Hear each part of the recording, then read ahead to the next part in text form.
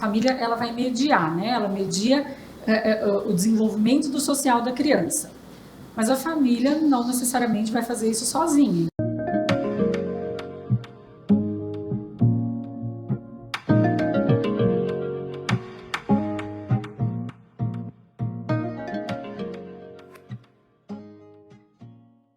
Com queixas de sintomas de ansiedade, sintomas de depressão.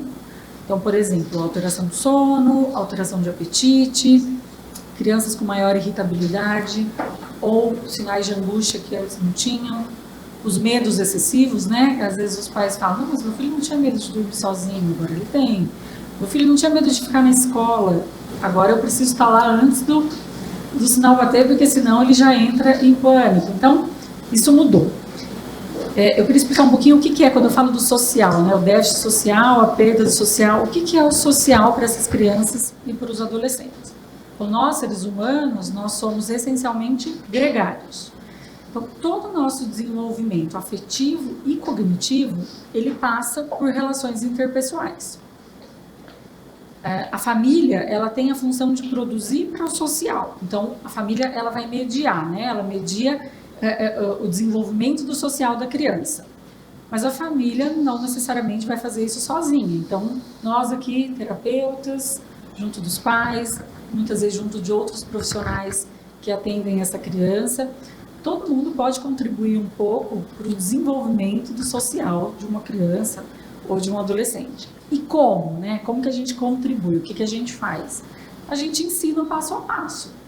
Então, a gente dá dicas, ensina baseado em detalhes, a gente dá as instruções. Por exemplo, o aprender o olho no olho, manter a atenção até o fim, ensinar uma criança que quando a gente está falando de um determinado assunto para ela, ela tem que prestar atenção até o final, ensinar essa criança a fazer perguntas coerentes àquilo que foi falado. Então a gente vai dando dicas e vai ensinando.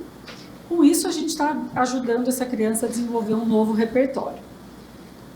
Pensando no caso da pandemia, também tiveram situações de crianças e de adolescentes que já tinham determinado repertório, já tinham determinado comportamento instalado. Mas a pandemia diminuiu muito o uso desses repertórios. Então as crianças ficaram em casa, não conviviam tanto socialmente. Com isso pode ter afetado a autoconfiança, a autoestima. E aí a gente chama de remissão. Então pode ter ocorrido a remissão desses comportamentos. Então é como se aquilo tivesse escondido. E aí nosso trabalho, né, a gente faz o controle de estímulos. Então a gente fornece situações, criamos contextos onde a criança ou o adolescente precisa emitir aquele comportamento e quando isso ocorre a gente precisa reforçar, né? Se reforçado, isso vai voltando, aquele repertório vai voltando e geralmente isso acontece de maneira rápida. Aí é onde entra o trabalho da Juliana, né? Da orientação de pais. Então não adianta às vezes eu criar esse contexto, trabalhar isso com a criança em sessão, se os pais no dia a dia não contribuem. Se a escola, muitas vezes, que tem um papel super importante também agora aí no social da criança, voltou, presencial, enfim, também não fizer isso. Como a Juliana já disse, aqui no Instituto, às vezes eu atendo a criança, ela orienta os pais, às vezes vice-versa, às vezes ela atende a criança e os pais, enfim. Mas aqui a gente tem um trabalho muito conjunto. E não podemos esquecer também o trabalho que a gente faz junto com os outros profissionais, com as escolas, que é um lugar muito rico de informações para a gente e também um lugar onde a gente, quando solicitado ou quando viável, né, a gente também passa muitas orientações. Então isso é um pouquinho aqui do trabalho que a gente faz no Instituto. Tem outras características do nosso trabalho que são um pouco mais específicas da terapia, né? Então, por exemplo, na terapia infantil eu uso muito modelação e modelagem, porque o meu objetivo é construir novos comportamentos. Então, a análise do comportamento, ela fala o seguinte: não adianta eu ensinar, dar um modelo para uma criança e ela simplesmente imitar. Isso não basta. Então, eu preciso dar um modelo, a criança precisa imitar, mas o ambiente tem que reforçar. Só assim a gente pode dizer que aquele comportamento novo foi instalado. Então, o reforço é sempre muito importante, né? A gente precisa produzir as situações para o comportamento ocorrer.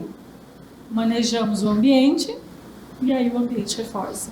Aí tá completo. E reza também. E reza para a contingência ser boa. De vez em quando a gente